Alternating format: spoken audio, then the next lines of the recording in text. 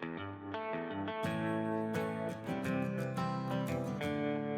up, guys? Welcome to the Turbo John YouTube channel. It's been a few weeks since we have worked on this hot rod. The coronavirus has got us in lockdown, but we're over here today. Last time we were at the track, transmission was slipping a little bit going into high gear. Got the parts, I got the clutches and I got the band, and we're just going to freshen that thing up real fast. We'll take a look at it. Powerglide transmissions are super easy to take apart, super easy to work on, especially when they're not broke. And it's not really broke, it still works. It's got all the gears, everything working exactly the way it should, with the exception of it's not really going into gear like it should into high gear when you shift it. So high gear clutches are probably toast on it. We're going to push this thing out of the trailer. Got a flat tire on it, so we got to get the tire aired up, push it into shop, yank the transmission out. I don't know if I'll get it back in tonight or not, but we'll be race ready soon, way before it's time to go racing. All right, check it out.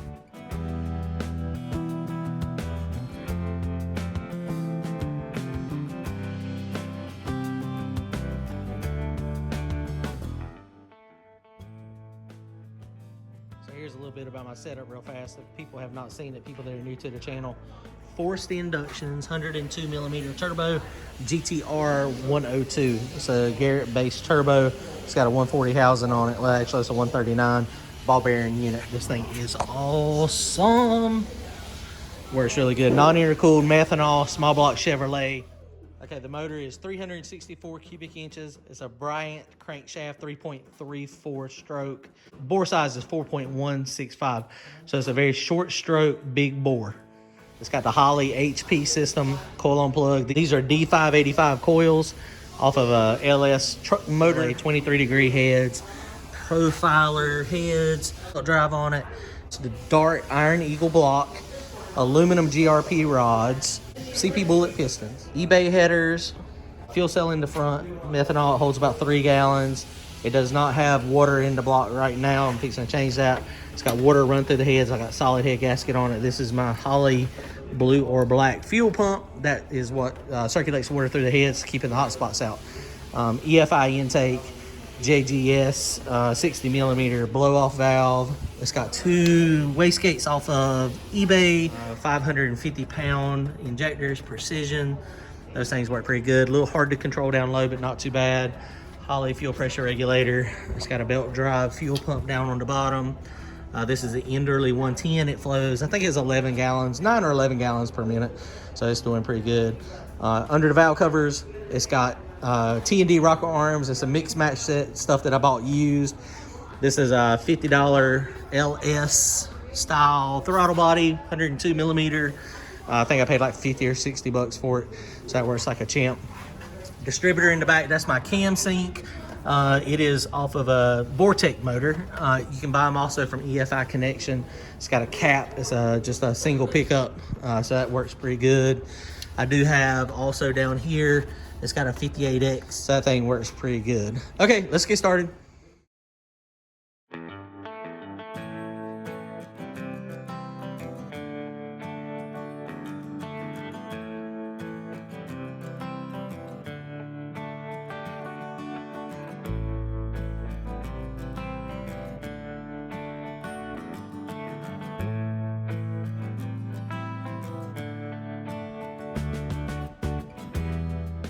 We run hydraulic oil in these things, and when it gets burnt, it stinks like crazy. This is Castrol Blue, so it doesn't stink as bad as normal hydraulic fluid, but it sure does stink still. Y'all before about how much moisture gets in there, so this has been sitting for 2 weeks. Every time I set up my camera to record this, no water comes out, only mix. Every time, oh look, I got some water. Look. So this is the Brad Penn separating. Let's see how much we get. Look at that. That is pure water. That is one of the downfalls of methanol. That is water and alcohol, condensation. This is mostly water. Oh, no, it's alcohol too. Oh, shoot, it's in my eyes. Splashing your eye. Oh, God, that burns. Give me the drink, please. I got it. Oh. Ah. Okay. Good? Yeah. Oh my God, that hurt like crazy. It's like we are methanol. We are not. Oh no, it's gonna run down my arm too. It's gonna get in my armpit. Oh Lord, that'll be a good burn. Yeah. Hey, give me a paper towel. Okay, gotta put that back in. That is mostly methanol. FYI, mostly methanol. All down my arm. Oh my gosh. Okay, so we're still going. Getting the methanol out. It's a mix of methanol and condensation. Clearly there's enough methanol in it. Man, check this out. Keith, look. Man, there's a lot of methanol in that this time. Oh, there we go. That is, yeah, it's separated out. That's the good thing about Brad Penn, is the Brad Penn will separate generally. And this is what you get. And that's been sitting in the trailer for 2 weeks. So I've got that oil pan. Dude sent me that oil pan that's got the bungs in it. I'm gonna put the heaters in it. That's gonna help tremendously keeping the condensation out. But the key thing is keep condensation out of the motor oil. Is try to put it up when it's really hot. That's what back in the day the mechanical injection guys, what they did is they had gas spray bars on them, and they would crank them up on gas at the end, get them up to like 200, 210 degrees, and then they roll them in the trailer and take the valve cover vents off, and this stuff evaporates exactly out. What we used to do. Yep. We'd crank it up with a little spray bar, run it till it got really good hot, and it would cook all the alcohol out of it. Yep. Look at that. That was a lot of alcohol. And it's running down my arm again. Dude, that's a lot. That's why I didn't crank it though. That's why I pushed it in here, because I was hoping that it was gonna. It's a good thing you didn't crank it actually. Let me see. Oh, I'm just looking. Oh, I thought you saw something special or something new. We need a quick. I need a quick turn valve on this thing. Is what I need. Well, actually, you can just go buy a Lowe's one and just screw it in there. It's a quarter turn valve. Okay, we're starting to get a little bit of oil in that. Oh, that's not much. It's still mostly methanol. I got a little bit of oily residue that time though. So we probably got a quart of probably methanol out of the oil. And that is the good thing about oil and water and methanol. The oil goes to the top. The bad thing about this, if I would have cranked it up in the trailer, it would have mixed it. Yep, it would have mixed it. Wait again. And the first shot of oil to the bearing would have probably been water. Yeah, probably 10 seconds, 20 seconds of runtime. The pickup's only a quarter inch off the pan. Yep, it would have been 100% water or methanol. That's not good for startup. It had some really nice clean bearings. Yeah, clean bearings. Look at this. Okay, look, now we got starting to see how it's starting to get that green tinge.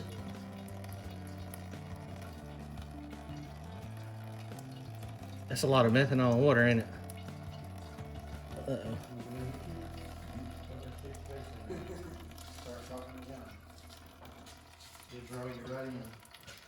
Oh, I got it in my eyes again.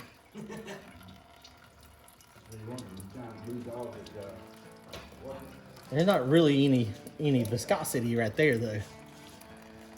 It's starting to turn green. Okay.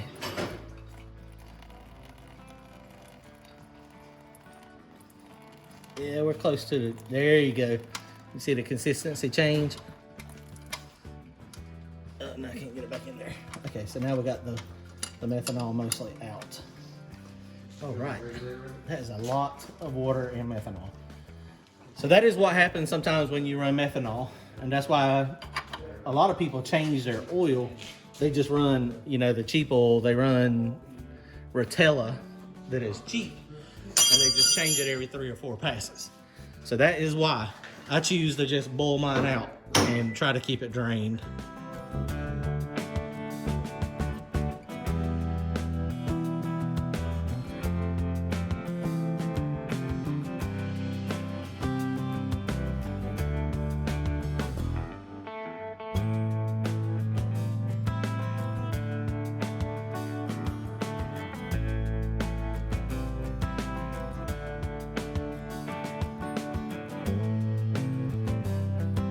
Okay, so I got this thing out. Transmission is out.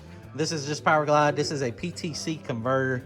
I don't remember. We'll look at it, pull it out and look at it. I think it's a 16 or 17.0. I don't remember which one. It's got an old beat up used JW case, JW tail shaft, JW bell. It's got 180 straight cuts in it. This thing's been in here for a while. I don't remember what valve body I got. Everything on the back of the motor, I mean, this thing is in fairly decent shape back there.